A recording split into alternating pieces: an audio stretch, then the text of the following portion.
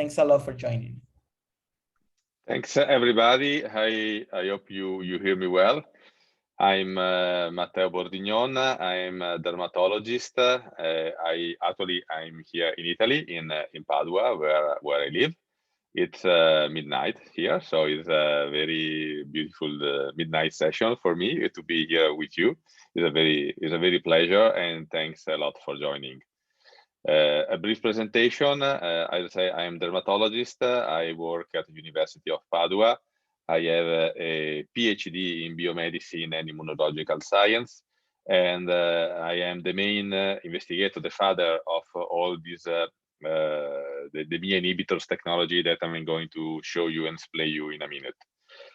This is research starts 10 years ago, and is now be concrete into a product that you can use for your patient and use for cure the disease of vitiligo, which is the disease I deal with from a lot of years since now. If you have any questions, just step me. We will see different. We start from the beginning. We see the different part of the scientific background, which is very important to me, that you understand how much research will be behind this product. And we see a lot of clinical example of the use of the MIA inhibitors treatment. Okay, so I think I'm going to start my presentation. I'm going to share my PowerPoint slides. And so let's check if everything works before.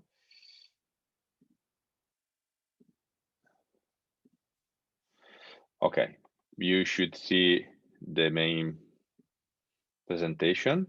Okay, can you confirm? Yes, Axel. We can see your screen, doctor.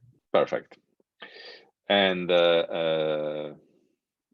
now, when talking with vitiligo, we have to know that this is a well-known scientific background that refer to this disease as an autoimmune disease. This is well achieved, as everybody of know us, but there is a lot of question open about this at least only pathological mechanism of this disease. And particularly my concerning starts when I visit this patient, where it's called Mario. It's from Padua, Italy. If you know, Padua is one of the most important solid organ transplant center in Italy.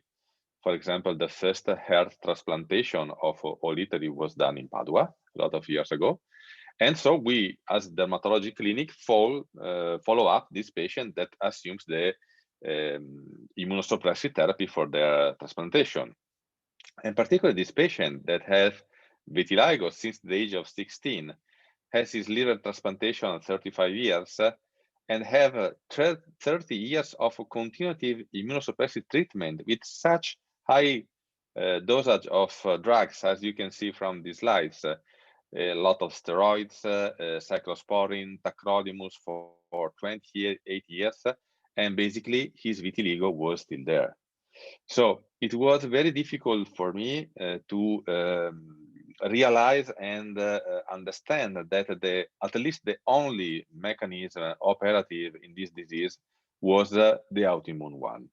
And so from that patient, it felt something like I want to understand more about this disease, and I start my research in the field of vitiligo.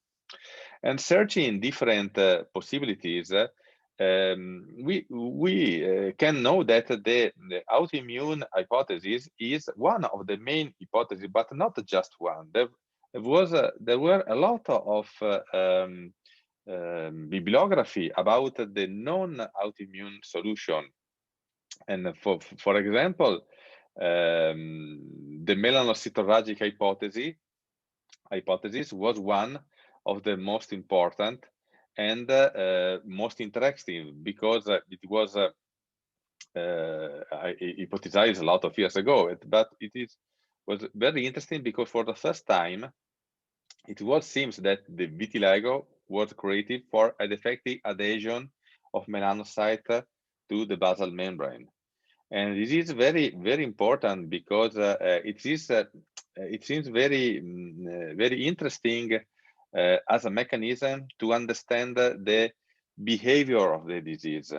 It has a complete adherence to the clinic of vitiligo, thinking that the melanocyte is not destroyed, but just leave the skin for exfoliation with the keratinocytes, means to have no inflammatory signs of the affected skin and a clear-cut edge of the lesion, as we clinically see in our patient. The problem was mainly that the cause of this detachment was never found clearly, and so this very interesting hypothesis was at that time abandoned and never take continued study, because the problem was if these detachments never occurs in normal people. So the question was what is the real cause of this detachment and why this never occurred in normal people? So is there a factor that makes this loss of adhesion happens? At this point, that research stopped, and that's from that point that we start on and start to searching again to have new answering. And sometimes, as I like to say, it's very good to change your point of view. So everything was used to have this kind of pathological mechanism, but sometimes we have to think different to find new solution. That's what we did. That's what we did, and particularly we start from where the other author stopped. We start from the adhesion system of the melanocyte. As you may know, these are two main molecules that makes the melanocyte firmly attached to the basal membrane, which is the family of integrins beta 1, which is mainly attached the main part of the melanocyte to the basal membrane. I put for you this very old but still very good work of the group of Barbara Gilchrist, which define very well these integrins. And the other part is the attachment of the dendrites of the keratinocyte, the melanocyte to the keratinocytes with another family, which is called ecadherins. And all this factor is important because from another point of view, a particular protein, which is called MIA, was connected to this adhesion system. And MIA is, and the name MIA is an acronym of that means melanoma inhibitory activity. And this protein is so called because at the beginning it seems to be related to the inhibition of the melanoma cells, but now we know that it is the opposite. The MIA protein has been studied mostly in the past for the connection to the metastatic melanoma.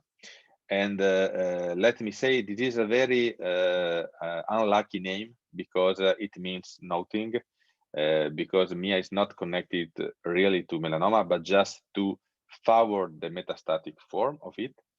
And but this is the name, and we have to carry on with this name, so we call it just MIA. And so, but what the most interesting part is that MIA, this protein, interact with the integrin beta 1 family. So MIA binds to the integrin and break this integrin, favoring the detaching of the cells. And of course, if it is operative in melanoma settings, the MIA favor the spreading of the malignant melanocyte, and that what it happens is all this very interesting study described in the past. But since the mechanism of the detachment and the same integrins is present also in normal melanocyte, we ask ourselves if this kind of protein could be the real factor that caused the detachment of the melanocyte that we observe vitiligo. And that's what we did in our first paper published in 2013 in Journal of Dermatological Science, where we define the role of these integrins, the adhesion system, particularly the alpha-5 beta-1 integrins and MIA, in the pathogenesis of vitiligo. And we take 10 from human cases of vitiligo, of course, 10 biopsy involving healthy skin and pathological skin, and of course, five cases of control. And we tested from the presence of the MIA protein in all these patients. And with our great surprise, we can see since it was the first time that it was tried to search for the kind of protein, we found that 9 out of 10 samples were positive for the presence of this protein. And the only MIA negative sample was taken from a patient affected by segmental vitiligo, which is, everybody in the field know, which is a very different type of vitiligo. So while all the positive samples was taken from non-segmental vitiligo. All the control samples, of course, as we already know from the literature, were negative from the presence of MIA. And this is some images of that the study. In that kind, we see a very nice follicular hair follicle attacked by MIA in these cases that perfectly recognize the alpha-5 beta-1 integrins in the combination in the merged color. We see the perfect colocalization. But maybe one of the more interesting figures is this one, when we see that this is an active form of vitiligo, and we see that a lot of melanocyte. This is a staining from this one, sorry, for melan A, which is a specific marker from melanocyte. See how much melanocyte are detached. You see, all these one are completely gone from the basal membrane and are going to exfoliate it, creating so the enlargement of the spots. And all the melanocyte is attached and present by MIA in perfect colocalization with the alpha-5 beta-1 integrins. Interesting, we see that in the lesional part, everything, there is silence, as I can see, because everything is already happened. So the melanocytes are already exfoliated.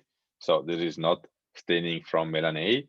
Consequently, no staining from MIA, which is already exfoliated together with the melanocyte, and no staining from the alpha-5 beta-1 integrin. Whereas the battle, as we can see, is in the perilesional part.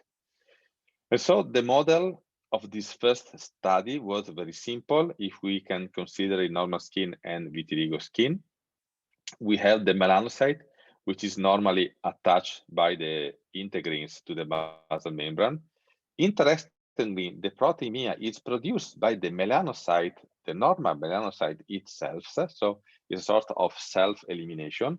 The MIA came, attached the adhesion system, and then surely with all the other co-stimulation, cofactors like oxidative stress, physical trauma, maybe other autoantibodies, all the factors that we already know from the literature is of help to make this process more intense, more faster, and so on. And so we have the complete detachment of the melanocyte that leave the basal membrane and exfoliate it, creating the white spot.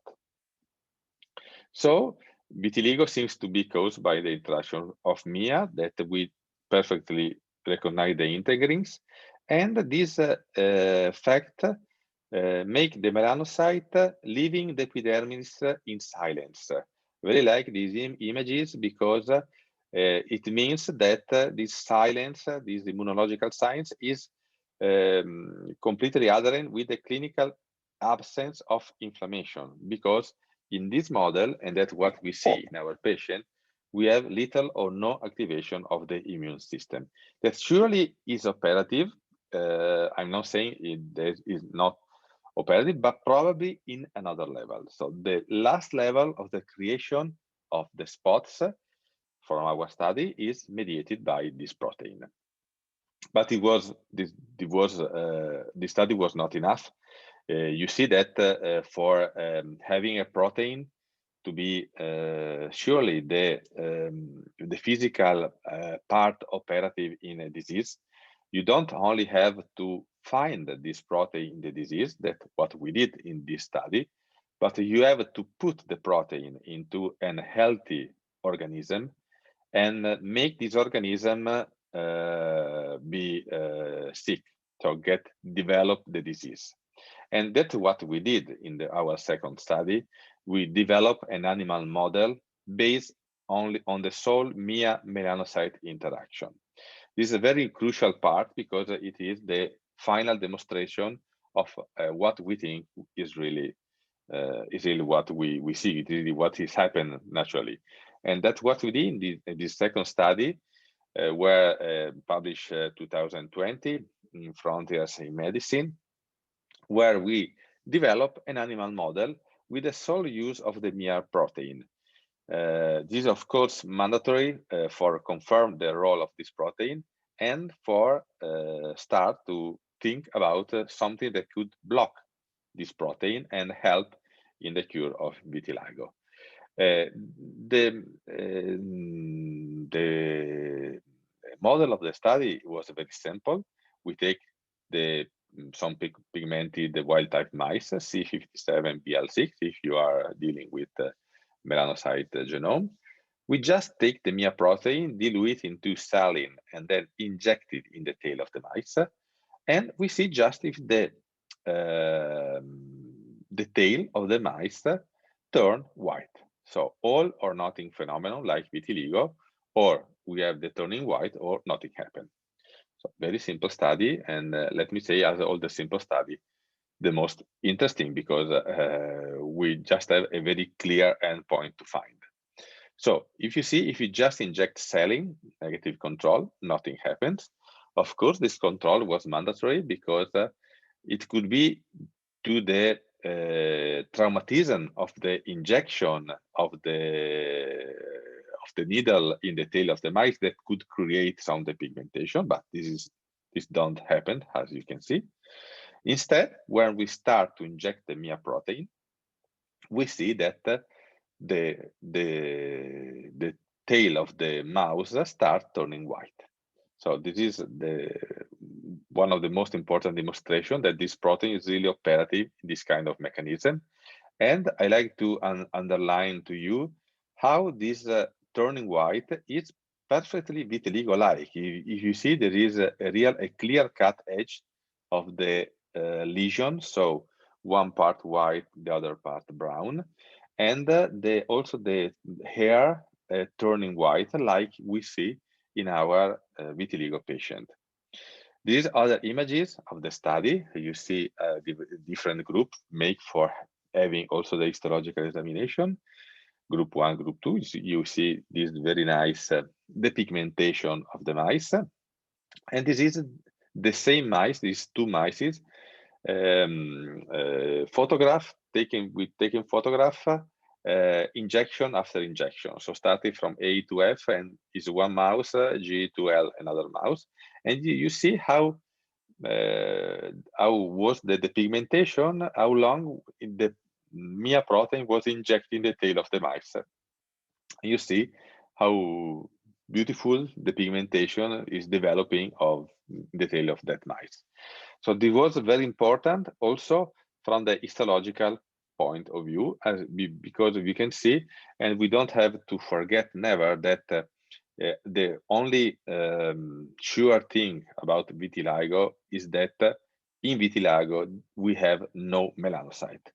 So there is a little part that a lot of studies forget this part of the disease. So if you want to have a model of vitiligo, we have to be sure that the melanocytes are absent.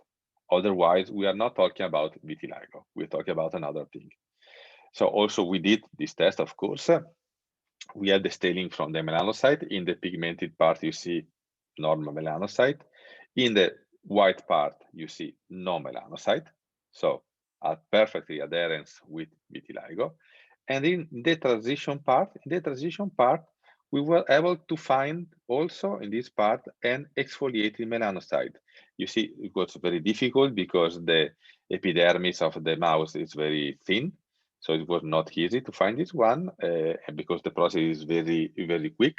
But you can see very clear for these images, we see also in that part the exfoliation of the melanocyte. So the same mechanism of we found in humans is perfectly operative also in mice. And we demonstrate that this protein is one of the milestones of the disease, surely. And from that part, given this part, that it was maybe the as you can see, the easy part of all this study, we pose ourselves the question. So, okay, we found that this protein is present in human vitiligo. We are sure, confirmed by the mouse model. But now, what we can do, because it's very interesting all this model, but if there is not a practical consequence, it's not very useful. So how is possible to block this protein with a topical treatment without any side effects and pharmacological action? Well, to answer this question, it takes 10 years of personal research, 4 years of research with Bayer Labs, which is, you know, Lulaj in Mexico, and 2 years of clinical trial. And all this work take to this technology. We develop what we call the MIA inhibitors technology. So based on the protein inhibiting peptides. This is a very new and very interesting technology that I'm going to show you, and that's what we use for our product. So what is the MIA inhibitors peptide and the peptide inhibitor technology? Well, when usually you want to block a protein with a sequence of amino acid, you can take the protein, you put into the primary form, so to the very basal chain of amino acid. You take some pieces of amino acid and try to see, combining with the natural amino acid of the protein, which one fits the best to block the activity of the protein. So it's a very complicated process, of course, but it gives a lot of possibilities because it's possible to be very specific in the target. So you can have a precise peptide that targeted a specific protein. You can have no pharmacological action without the consequences, and particularly you have a very high safety of your product. No pharmacological action and targeting of the protein or simple degradation into basal amino acids. And this process has also a lot of disadvantages because it's a very high cost technology for the development. You have to find the right peptide. I imagine how much peptide you can have. You have to find the right one. And you also have to have a proper veiculation of the peptide into the skin, because otherwise the peptide will not arrive, particularly in this disease, when the target is at the bottom part of the epidermis lying in the basal membrane. You can have to veiculate the peptide, otherwise your technology will not work. And it's what we did, it's what we developed with the MIA inhibitors technology. We found a treatment able to block the action of the protein based on this technology. And particularly, we found this particular peptide that we call the Repigment12 peptide, because it's made with a sequence of 12 amino acids. So Repigment12 peptide is a peptide with no pharmacological action, custom designed for interacting exclusively with the MIA protein. This is very important because it's the core technology of all these MIA inhibitors technology. And how it works. So we have to back one moment to the physiology of the protein. So we remember that the MIA protein is produced by the melanocyte itself.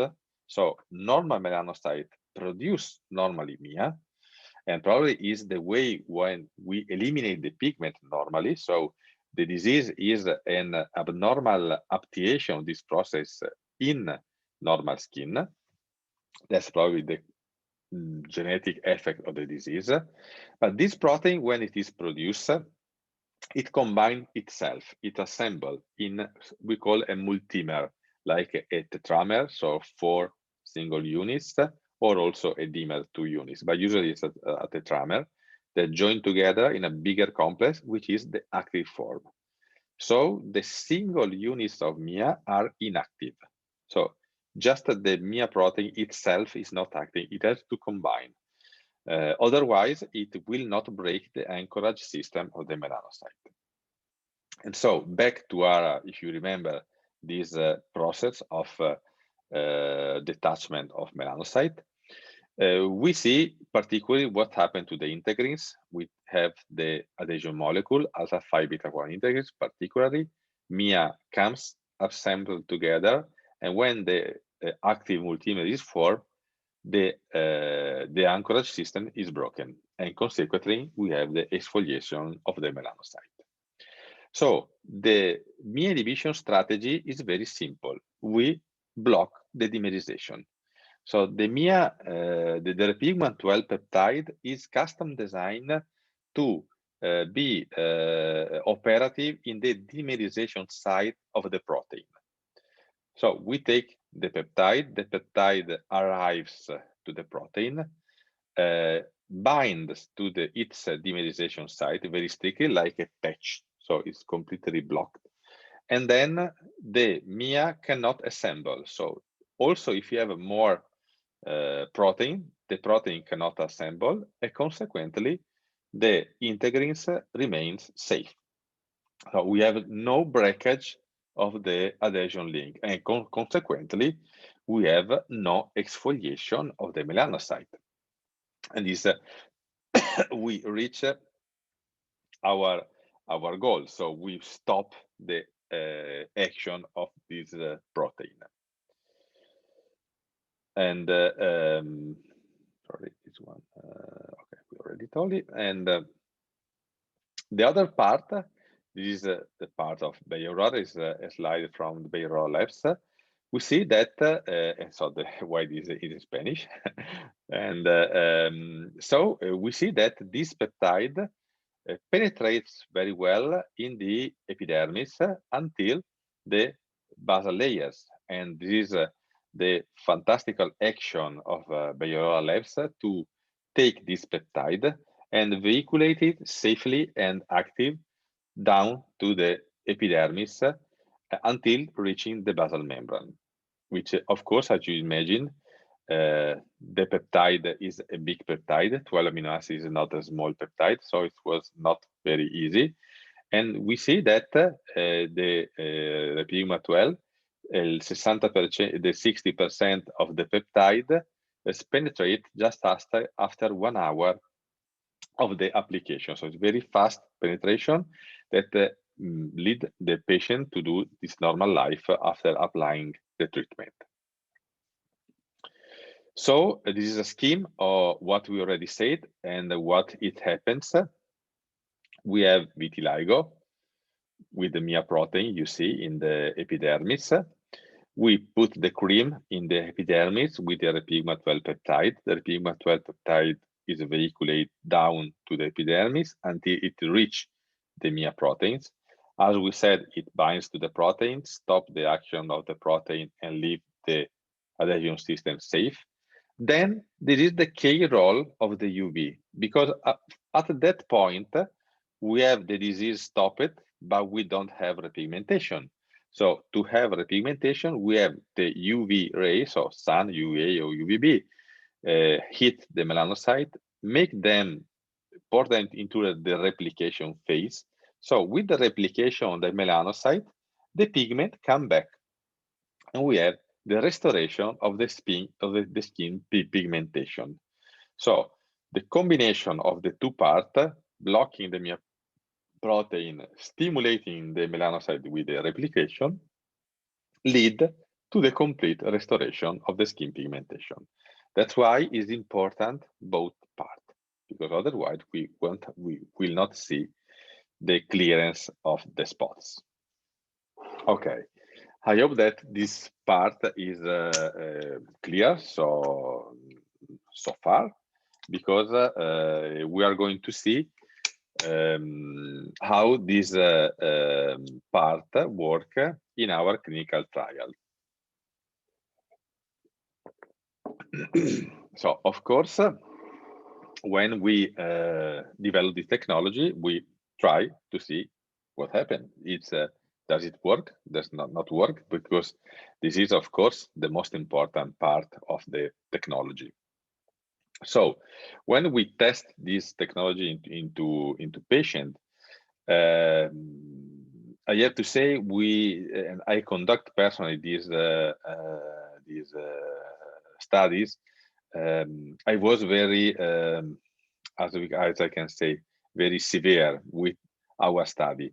I would like to see if really this treatment, this approach could work, because we need treatment, but we do not need usefulness treatment. We have a lot of treatment that does not are ineffective to when clinical trials. So this is not what we want to do. We want to say if really is an effective treatment. And to do this, we take the worst patient ever. So the patient that when you enter your clinic, you don't know what to do. We have so patient 18-year-olds major that has vitiligo for at least 5 years, non-segmental vitiligo only, of course, but we saw that in non-segmental vitiligo, probably the MIA protein is absent. These patients were non-responsive to at least 2 topical treatments, included at least 1 drug, steroid or calcineurin inhibitors, but usually the combination of 2. And also non-responsive to at least 1 cycle, so 18 sessions of standard UVB and B, or also UVA phototherapy, without any sign of spontaneous repigmentation in the past. So in this patient, try everything. Try already calcineurin inhibitors, steroid, orally, topically, other treatments, Kelin, piperine, and also try UVB and without any result, or UVA, and did not see that they usually have a spontaneous healing. I told you, the worst patient ever. So when you enter into your clinic, you say, oh my God, what I have to do with this patient? So we enrolled. Doctor, we have a question in the chat room that I believe may be relevant at this moment. Yeah. So, Dr. Julieta Corral, she asked about the results. She says the white zone, the zone with vitiligo, can be repigmented again, but does it stop for advancing it any further? Yes, if I understand, she asked if when you apply the treatment, stops the spreading of vitiligo and start repigmentation. Yes. Yes, so you can use it also in an active form, and usually it will stop the repigmentation and then make the pigment back. But we are going to see in a moment from our clinical cases. Perfect. Thank you very much. And so, as I told you, the trial was conducted like this. We enroll 18 patients, 15 complete the trials, 3 drop out unrelated to the treatment, 12 months minimum follow-up. The patient used the Repigment12 peptide with the Repigment12, is the product, as you already know, to be applied twice a day. We suggest use an antioxidant, Polypodium leucotomos or other one, sun exposure daily if possible, or UVA. We choose to not perform UVB in the trial because UVB is a well-known treatment itself, so we have to be sure to not have bias in the evaluation of the result, to be sure that if a patient has result was for the cream, and the combination. 85 of our patients show very good sign of repigmentation. We will see in a minute. With more than 60% show a great repigmentation, more than 50% and up to 90%. The median time of onset of repigmentation was 3 months, 2.8.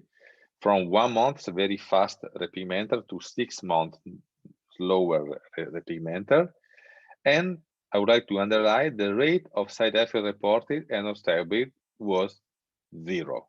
So no one, including the dropout, has any problem with use this treatment. And now we can say that is 1 year of commercialization of this product, and we still have 0 side effect reported. So with all the treatment used in all the parts of the body, we are going to see in a minute, in all the patients in the world which is still using this product, which is very important. That means for you to have a safe and effective treatment. Case series. I'm going to show you some of the cases because otherwise I will stay here all the night for me and all the afternoon for you. We'll divide into the part of the body. And this is the patient during our trial that I'm going to see you. And this is all the same. So the Repigment12 will apply twice a day. We have the number of treatment reporting in the slides. The patient do solar exposure or samples. I will go to say you and use oral antioxidant for photoprotection. So we start from the eyelids. We saw this very good repigmentation of the eyelid. Just 3 months of treatment. In that case, just with sun exposure. The same patient, the other eyelid, we see this. The first one was a complete repigmentation. This was a nice repigmentation, but it is something to do. So starting from the small repigmentation to a more wide, you see spots also on the eyelids. It is a 4-month complete repigmentation. In that case, sun plus UVA stimulation. But if you see, we start to have larger spots. See that patient, in that case, just with sun exposure, so no UVA and no UVB, has a complete repigmentation of this very diffuse vitiligo on the forehead in 5 months of treatment. And you can say in that part, the lateral part remains just this little spot in the behind the ear. All the other one, if you see that part is completely disappeared, and the other part is completely healed. So no indicates just sun. Sun is the perfect photo treatment, UV exposure. It is better also for the patient if he cannot perform. Of course, you can have UVB or UVA, but it's perfectly operative. And these other very nice cases you can see is a girl with that kind of UVA and sun exposure. You see how very is good results around the mouth, and you can see all around the eyes. So very nice results, 5 months of treatment. We arrived to one of the most difficult cases. This is one of the worst cases we had. Is a male, 10 years of vitiligo, refractory to everything. This case is going to be published soon, so you will see in the literature. 90% of depigmentation of the face with sun exposure and UVA, and recovery 80% more or less of the pigmentation of the face, just with Repigment12 and UV exposure. You can see this very nice result. It's not complete, of course, but it gives a lot of hope to this patient to have this recovery. Very interestingly, I want to underline to you again, because also in the results, this patient already tried UVB, already tried steroids, already tried protopic LDL, so calcineurin inhibitors, already tried Kelling without any results. In this case, this treatment was effective in 9 months, give these kind of results. And if you know, everybody know that face is simple, as you can say, as we also we well know that usually face respond better to treatment. We see very nice results, but we have also in other part mostly considered difficult, like hands.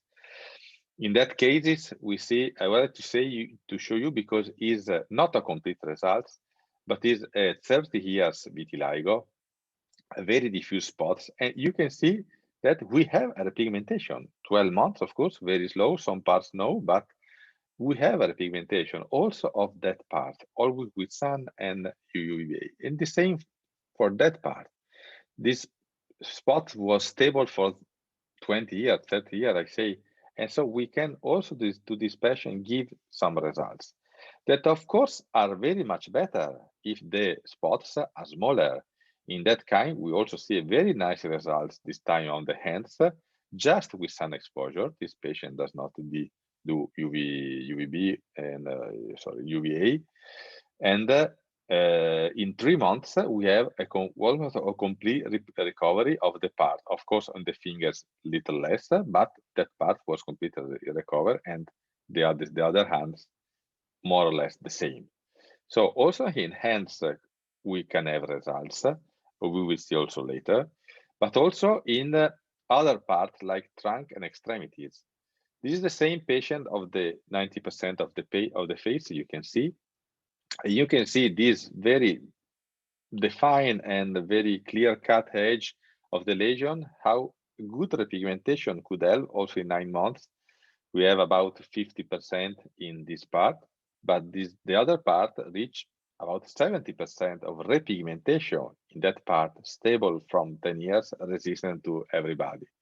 So everybody of you, if you are dealing with vitiligo, you see how difficult it could be to promise a results to this patient, because it's very difficult to move this kind of spots. Very big, very defined, very stable. But this part, we can do it. This is another very nice part, because in the see we have the complete remission of the spots of the leg and of the belly, as you can see here. And we have in 12 months. And here we have also the complete set of repigmentation. So we start from the baseline after 3 months, after 6 months, after 9, and after 12. You can see how the time flows, the repigmentation goes, and until we have the complete repigmentation. This is a very nice result. You can see usually your patients start from that, and then the spots become bigger, bigger, and bigger, and they join together to have almost a complete repigmentation. Another very large spot of the belly. You can see, of course, the more larger is the spot, the more time it requires. This is normal, of course. Small spots can heal very fast. Bigger spots require more time. And this other case I wanted to show you is the same patient. So we have different patient. That kind is the same patient. We have this very nice repigmentation in 6 months of treatment, starting from the basal. This is the one part of the arms. This is the volar part of the arm. So you can see it's not a complete repigmentation, but everybody of us know how difficult could be have this repigmentation in the volar part of the forearms. This is the other arms. You can see how nice repigmentation we can see also in this case. Sometimes something like incredible. This is the face of this patient. You can see here in the forehead, in the mouth, in the neck. This part probably is not able to pigment it because the shadow of the hairs when she take the sun or do the UV treatment. The other part is there. You can see these very big spots, how nicely repigmented. And this is the same for another patient. So this is also the same patient with that kind of repigmentation, always on the arms. I like to see you this how big is this depigmentation, how nicely in 6 months is the recovery of this depigmentation. You can see these arms is completely white. So when this patient enters your clinic, it's very complicated to see, okay, you can be repigmenting in 6 months. Of course, the treatment is not working the 100% of cases. We see now that we in this trial we have 86%, 85% because the patient was very followed, but in their normal life probably the rate of success normally rise down a little bit to 70%. But what I would like to underline that also in this patient, the normally you say to this patient, okay, there is nothing to do. You can go and try something. You can give a hope. You can give a hope in that part, and you can see how good repigmentation could have this patient with this kind of trial. You can see this patient find her arms repigment again after 15 years or 20 years.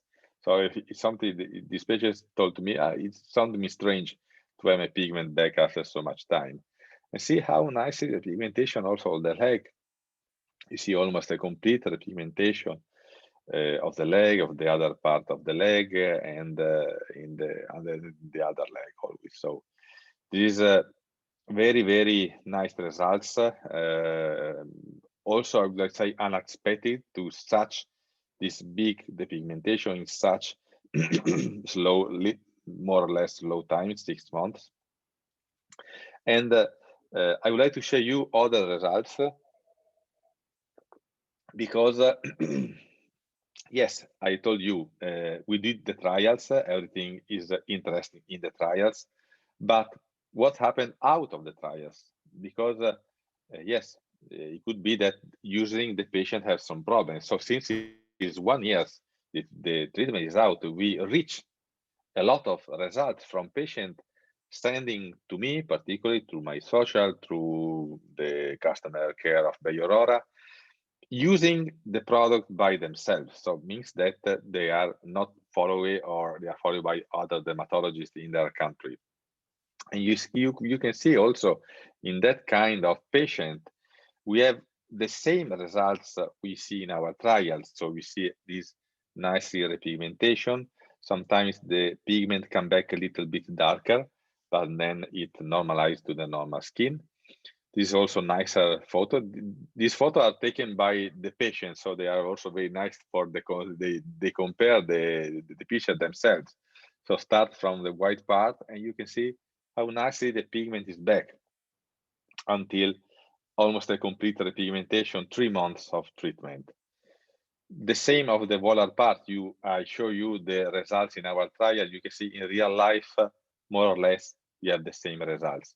Starting from the white, we arrive to the almost complete repigmentation. The same of the part of these are all pictures sent by patients. So sometimes they're a little different, but they're very nicely to see how they want to be also very comparative. This is also a very interesting part. This is the face. You can see the repigmentation of the face, 3 months, almost complete, I would like to say. In other cases, in men, of course, most of the patient would like to try firstly the treatment on the face because they care about, they want to repigment the face. And so you can see they can achieve this kind of results, very interesting, but also in this kind of arms. I also told you, remember that arms I show you, this is very, very nicely similar. A very, very diffuse, a very, very good repigmentation of the arm. You can see how happy is the patient to see his arms back.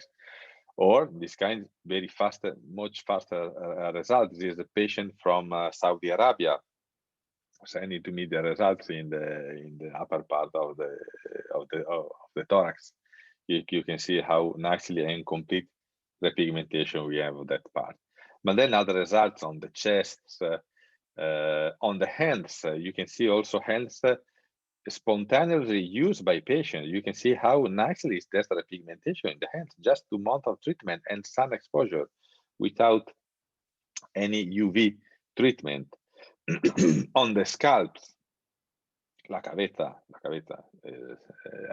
something like that, correct? We see in this patient also always with just sun exposure, we see how wide the pigmentation, how good repigmentation we have. This same patient on in the face, and you see also here the pigmentation is running. And we are going to announce soon this month. We also have a good experience of children. So in children, you can use the treatment from the age of 5-6 years, no problem, like the adults. And usually we did this kind of experience just with sun exposure, but in selectionary case, you can do also localized UVB therapy without any problem.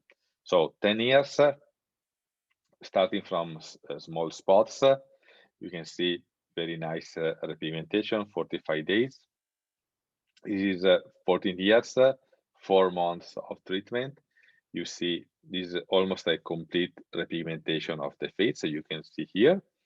You can imagine, of course, the joy you can see under the eyes, around the mouth. You see how good repigmentation, also just a little spots here, but you can imagine you start, I come back from that situation to this situation, how can change the life of this young male, of course, with his mates, and of course, the joy of the parents that see the children with his pigment back.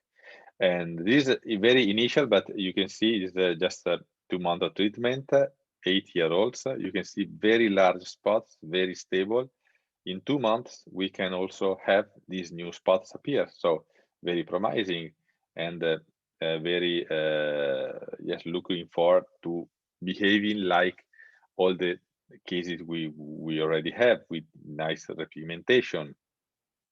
And see also in this very diffuse case is one of the worst cases. This is Serena. This is a very smart and young girl from Sicily that came to my study in Padua to visit. And you can see also in that case, very diffuse, we have 4 months of treatment and very, very nice repigmentation. Of course, you see how diffuse is this case. And of course, we are not going to do miracles, but we are going to give hope and give repigmentation back. It will require time.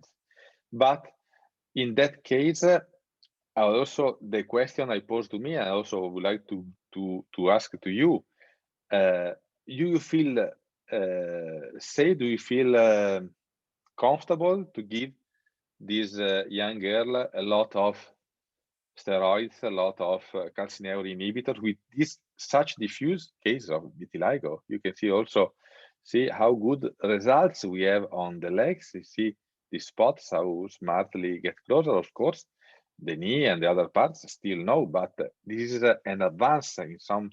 The parents see something like a course, and now we have the possibility to give the pigment back, not completely, but in 4 months, I see it's very nice result. You see, for example, the spots is reduced by 80%. This one is closed. So it's very, very interesting that the possibility you have with this kind of treatment. This is the face of Serena, and this is most of it. This is the back of Serena. You see how this large depigmentation sticks very well in this very nice repigmentation of this part. And Serena was, the parents, the relative was so happy that the grannies of Serena asked me a picture with her. This is Serena in my office in Padua. So I'm very happy to do this thing for my patients. This is another pediatric case, 16 years, okay, also adolescent, 6 months on treatment. This kind also, they do UVB, localized lamp, because as I told you, our trials was not used with UVB, but of course you can use UVB, and it is surely also better to every time of life if you have the possibility to do the UVB treatment, because it works very well, of course. Like in this case of repigmentation of this young male, 16-year-old Peter, with this very just not diffuse, but also is was a 7-year vitiligo, and I get his pigment back again. So, and I'm going to finish this presentation. The use of this technology means to have a treatment specifically created for the new pathogenetic evidence of the disease, which use a peptide, a simple sequence of amino acids with no pharmacological action or interaction with other drugs, just given topically without the necessity to assuming pills. Of course, oral antioxidants anyway suggested and recommended. And I would like to underline for you, this treatment without all the side effects proper of immunosuppressant therapies, and without any side effect known so far. You know, this is a theoretical risk of sensitization as for the peptide bigger than 4 amino acids if we are 12.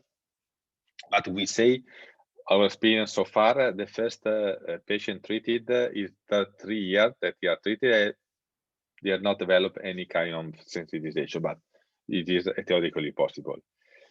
This treatment, as we saw so far, is very effective, a new mechanism of action used so far. And also it can be added to all the treatment so far used. So based on your experience, also if you have some very resistant patient, you can mix the treatment with what you prefer, with Kelin, with Protopic, with steroids, and so on. So the inhibitors technology is a new hope for all the patients affected by vitiligo, a new mechanism, a new therapeutic option for all us dermatologists, safe and effective treatment, and something that make us say no more to our vitiligo affected patient, there is nothing to do. There is always something to do, there is always something to results that can achieve, and now it can be achieved easily and safely with the MIA inhibitors technology of Repigment12. And I like to finish with this, I really like this phrase from Nelson Mandela. Sorry for my Spanish. Siempre parece imposible hasta que no se hace. And this is the last slide of my presentation. Thank you very much for watching. And if you have some questions, I'm very pleased to answer. Thanks a lot, Dr. Bordignon, for this amazing presentation and all the valuable information. We have actually quite a lot of questions, so I'm going to go by them one by one. Probably most of those questions were already answered in the presentation.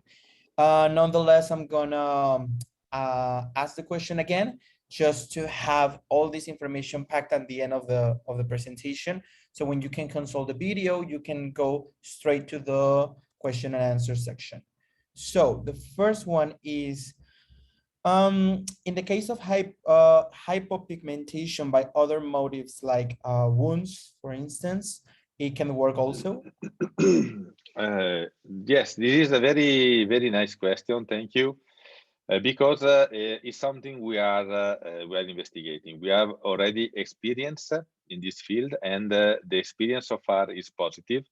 So we have results also in the pigmentation different from vitiligo, but we cannot conclude any recommendation so far. Of course, as you can say, since we have no side effects, you can use it. We are also use it in hypopigmentation post laser treatment, and we have some nice results after burning or something like that.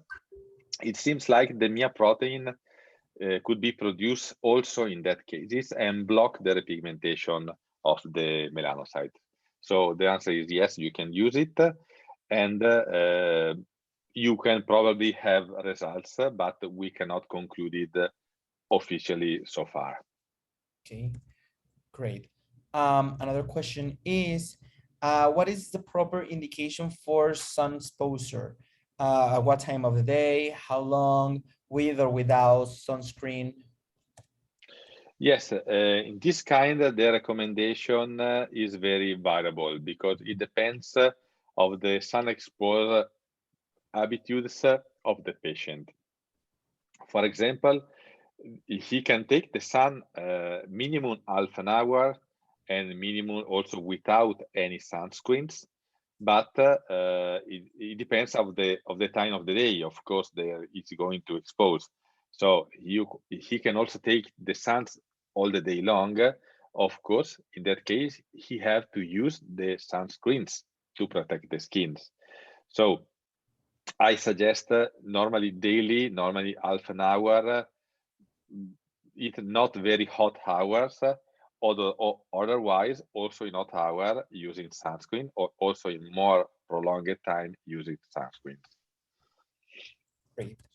Another question. So to get the best results, do you need to use UVA therapy exclusively, or can you use UVB and V also and get a good result? Yes, as I told you, we use UVA just for a matter of scientific purposes in our trial, just to be sure to do not have bias when seeing that amazing result I show you. So we want to be sure that it was the product. So the product works, and you can combine also with UVB, like some cases will show you. So it's not a problem. From my point of view, every source of UV, which is sun, UVB, UVA, you can use it what you want. You can also mix. So the patient, you can take the sun, then make some session of UVB and the UVA, doesn't matter. So the UV source you use, everyone will help the patient to have a better and faster repigmentation. Great. Another question is regarding the results. Did you observe any variation on the results with the base of how long the vitiligo has been evolved in the patient? Yes, this is a very interesting question because the answer is incredibly no. We have results also, as I show you, as in the case patient number 2 with if you remember the great depigmentation of the hands. That woman has vitiligo for 20 years, no responding to nothing, and in 6 months have that kind of repigmentation. Whereas other cases, of course, younger cases are more resistant. So we will see results maybe in more than 6 months, something like that. So it's very variable, but is not depending to the age and the size of the spots. So you can also, if a patient at 30 years vitiligo, don't worry, you can go with the Repigment12. Perfect. Another question is, could it be possible to use laser excimer instead of the UVA rays? Yes, of course. Excimer laser is a very good source of UV. So if you have it, you can use it, and you will have also in this case very good results. No problem. Great. Another one is, how much time should the patient need to be exposed to the sun to get those results? Yes, as we told, this is we have no defined timing. We suggest half an hour daily. This is the normal suggestion, and but of course, less than half an hour could be not very useful, because we see that the mechanism of the stimulation of the replication is not immediately. So he have to take a little bit of sun, he have to be tanned in the other part of the skin because the stimulation is operative. Great.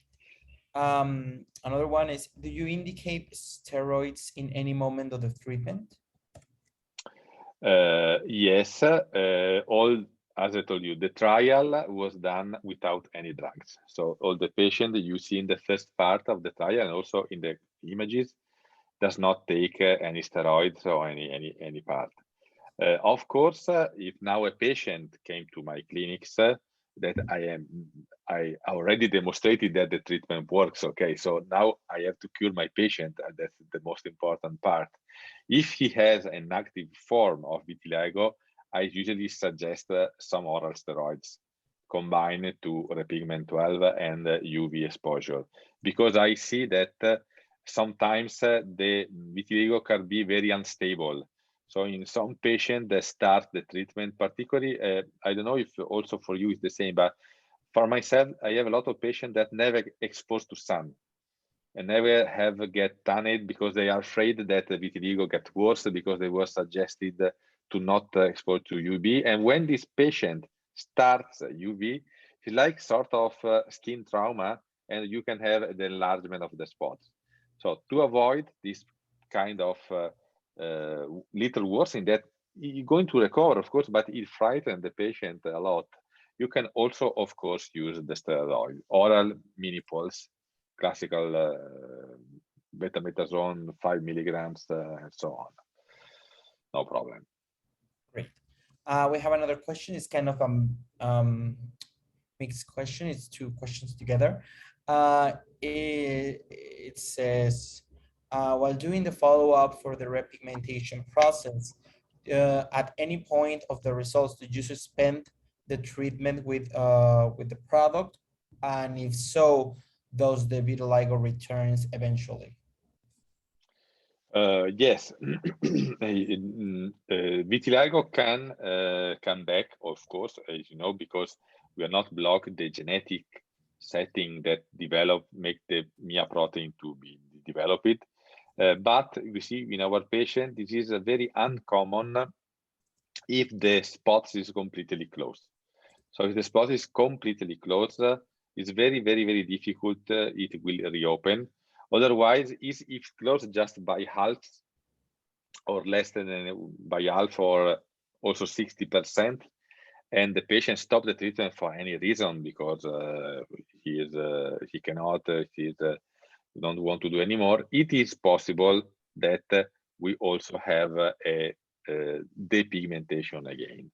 But in that case, you can restart again. So we see also in that cases, we have some cases that repigmentation, start depigmentation, restart repigmentation again. So just you have to encourage your patient to take on the treatment. Great. Another question is, do you have any particular indications while using the product for patients who have vitiligo and tattoos, and also for those patients who live very near the coast or a very sunny environment?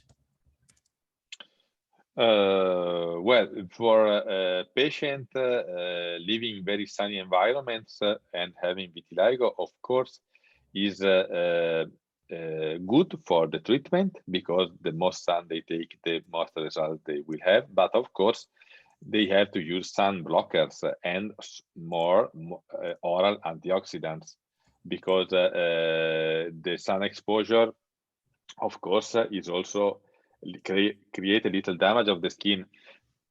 And we have to deal with the necessity of UV for repigmentation and the dangerous part of the UV. Of course, we know it is something we have to face with our patient. So we have to reduce the side effect of UV, giving oral antioxidants, use the sunscreen, and take the good part to make the stimulation of the repigmentation. Great. Another question is, does it have any counterindications, and what is the minimum age for starting the treatment?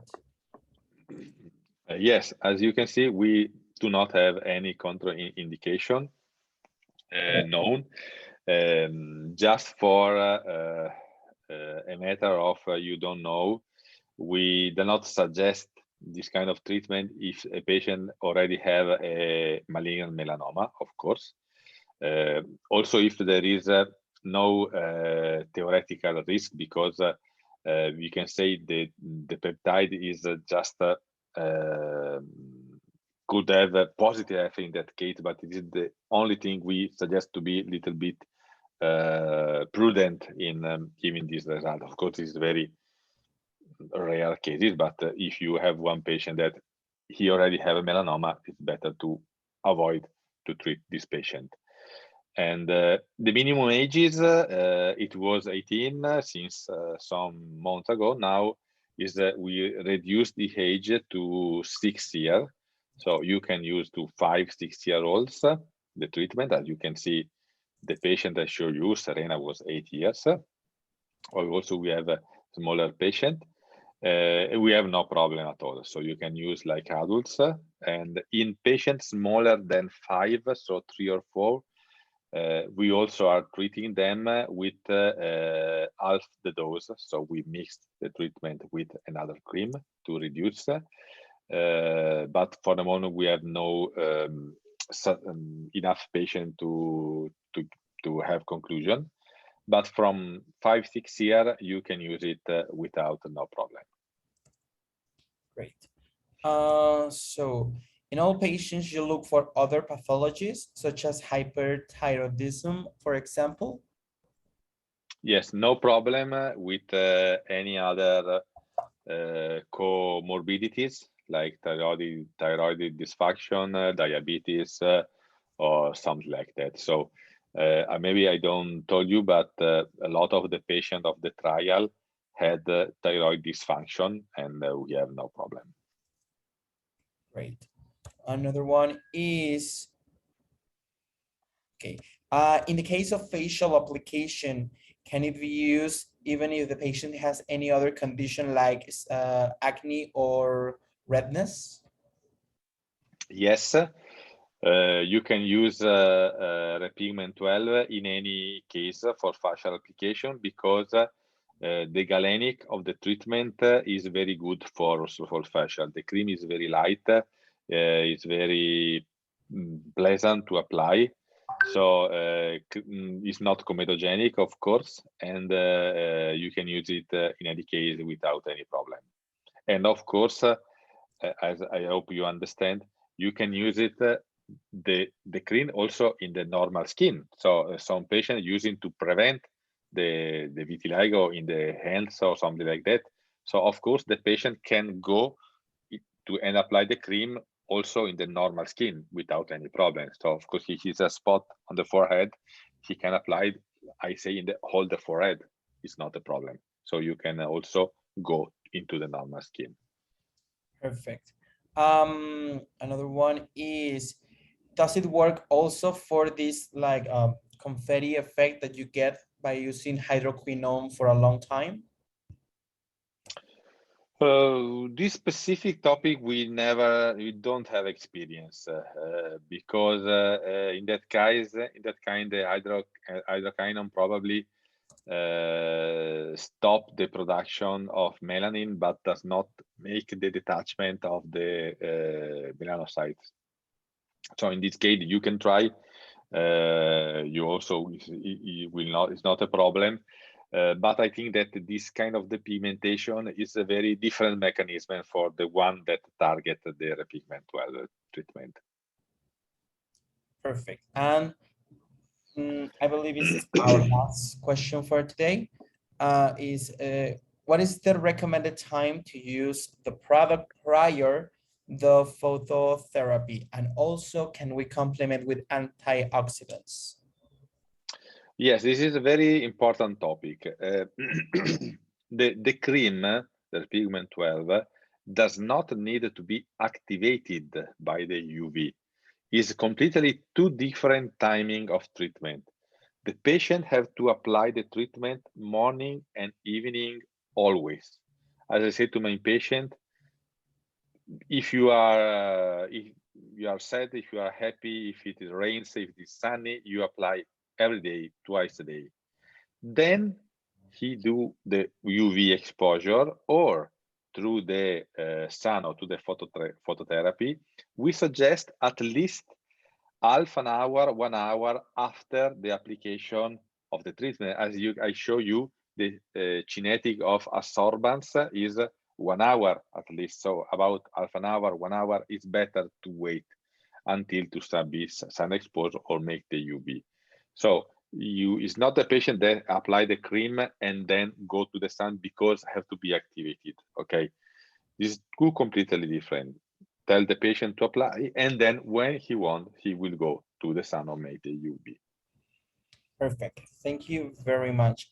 I believe that was all of the questions that we have for today. So I really appreciate, Dr. Bordignon, your time and especially the time that you chose to do this presentation for us. I understand it's very late for you right there. Thank you very much for the really wide and complete explanation. Hopefully many more interested doctors will arise eventually after this presentation. If we have any other questions, we will send it to your team, to the team. Yes, of course.